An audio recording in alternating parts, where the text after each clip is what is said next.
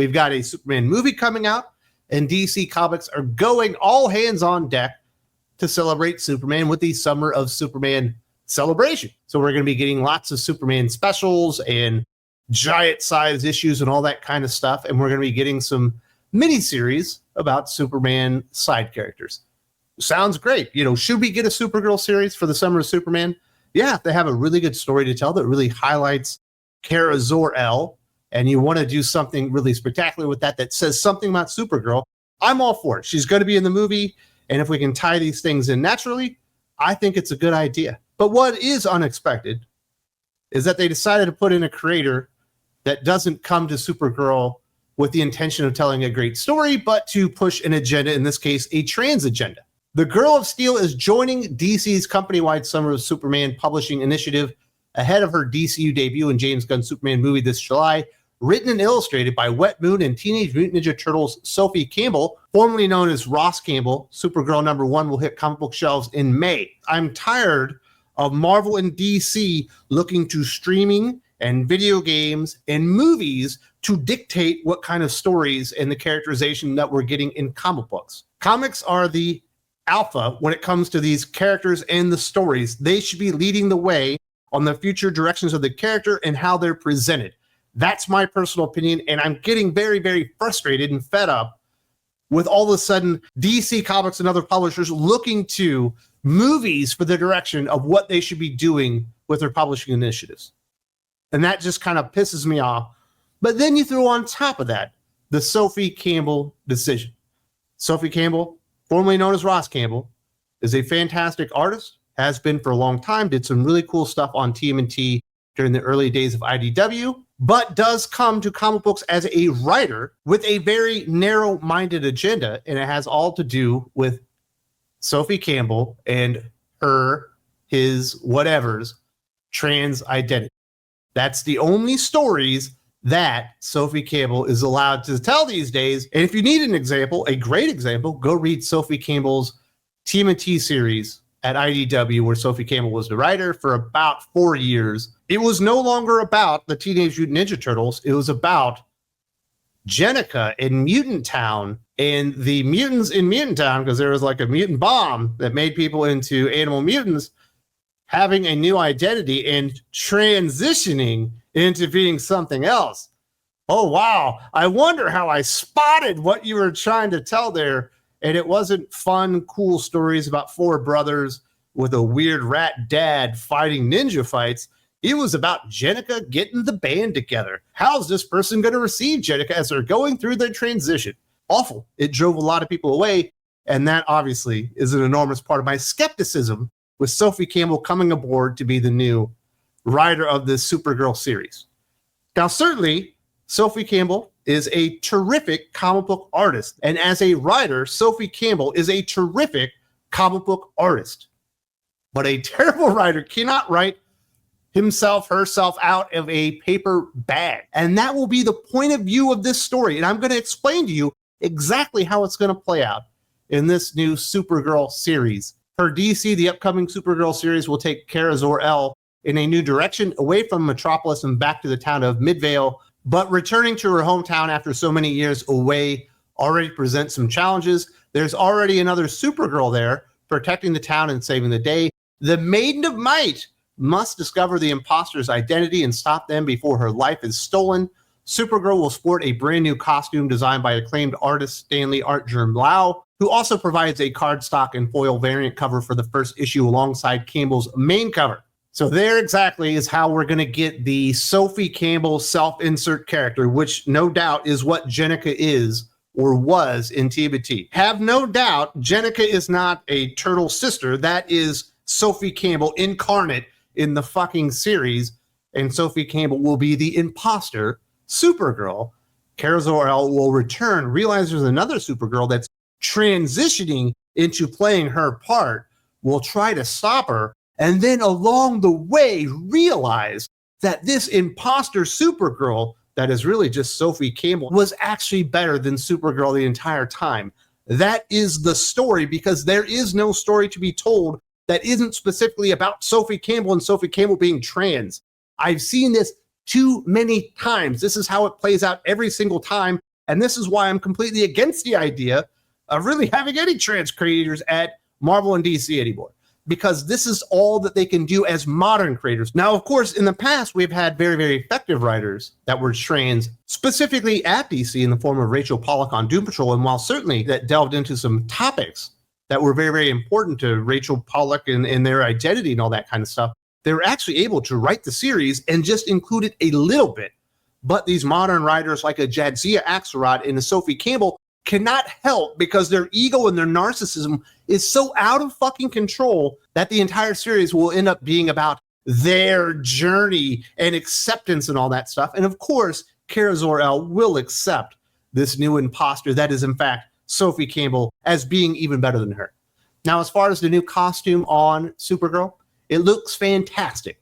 Not shocking when you bring in Art Germ to do a design on a female character, that it's going to look really sexy, it's going to look really cool, and it's a nice throwback to like the skirt and like top days of Supergirl, and it looks fantastic. I'm not surprised, and I think a lot of people will love it. And really, that is the only thing of value in this series, and that's sellable, is the new costume and the covers done by Art Germ.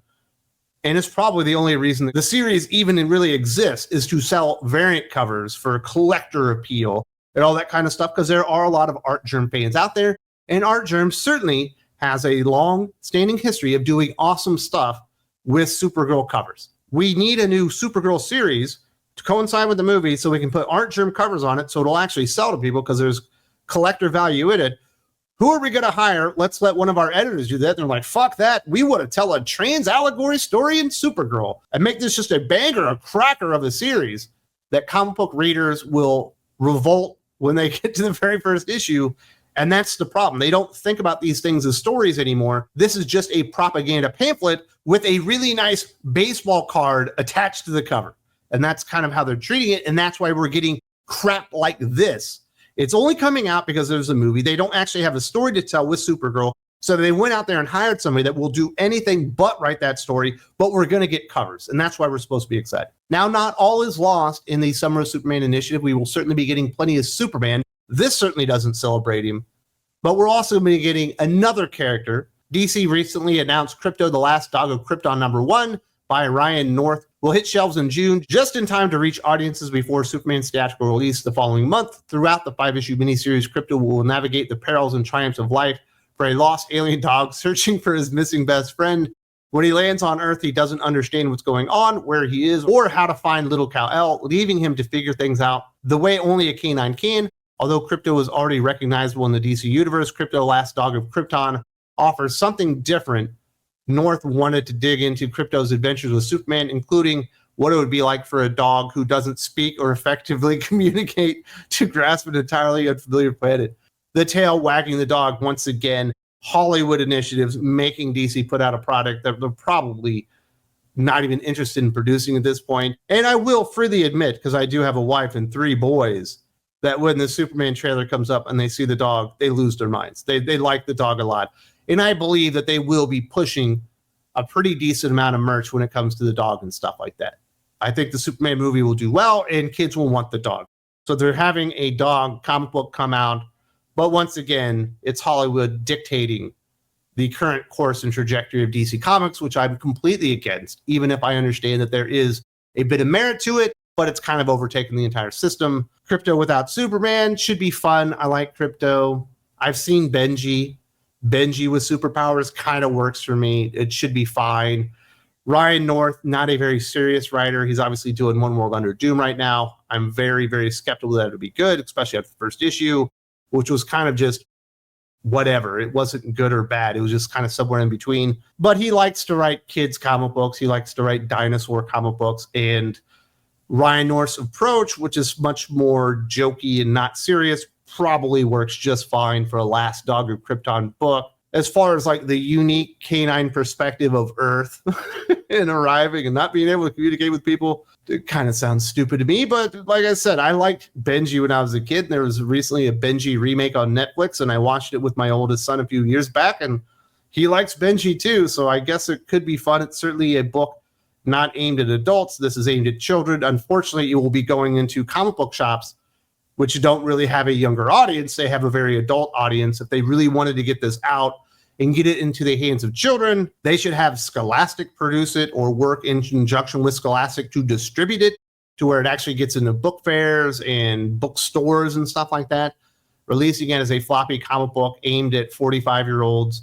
Certainly there are going to be people that are fans of Krypto. They're going to have a bunch of covers on it, and you'll get like the collector aspect of it. But I don't know that there's a lot of 45-year-old dudes that is like, yeah, I can't wait for a Krypto comic book aimed at 5-year-olds. And I'm not saying there's not merit in that idea. In fact, I think there's a ton of merit in it, especially if you want new comic book readers in this younger generations. You know, I've got 3 young children myself. They are just going to the exact wrong place to produce this that isn't going to get the desired effect. This needs to be in Walmart. It needs to be on Amazon. It needs to be in Barnes & Noble. It needs to be in Scholastic book fairs if you really want to get kids into this. And it's going to be at your local comic book shop, which I'm not saying there's anything wrong with that. Comic book shops are awesome, and I think kids will love it. When I take my kids into comic book shops, they lose their freaking minds. But mostly, that's an adult bookstore these days. Not adult in the fact that there's a lot of XXX material.